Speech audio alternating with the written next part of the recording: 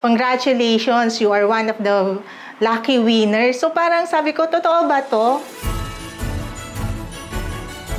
Ako si Beverly Ilaw Alinso, taga Quezon City, may asawa, and meron akong 3 anak.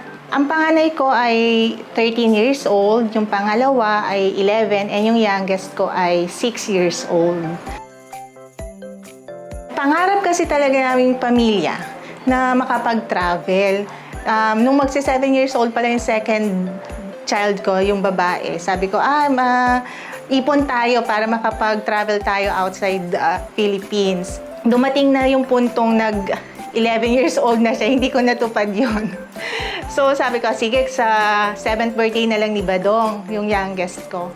And nagkataon naman, etong bunso ko, sabi niya, Mami, gusto kong mag-travel. Sabi ko, sige, try natin, mag-ipon tayo. Pwede mo ba ipangako sa akin na sa 7th birthday ko? Sabi ko, mag-iipon tayo. Sabi ko, ayun, siguro na niya yun na-instill niya sa utak niya na, posible, sana makapag-ipon si Mami at si Daddy para mag-grant yung pangarap namin. Nung last time, nag-grocery kami mag-asawa kasama ang anak ko sa isang supermarket.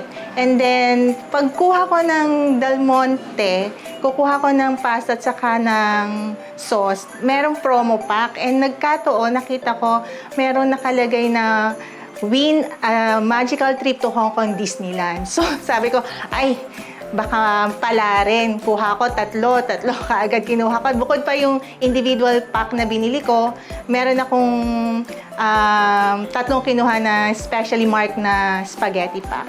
December 1 po, naka-receive ako ng message galing sa Del Monte, sa official messenger account nila. Congratulations, you are one of the lucky winners. Paano na ako ng talo, pati mga ka-opisina ko, sigaw na sigaw, pati yung mga kliyente namin sa labas. Naririnig na nila, sabi, hala, ano nangyari kay Ma'am Bel? Nung una, gusto ko silang i-surprise. Kaya lang, hindi ko rin talaga ma-contain.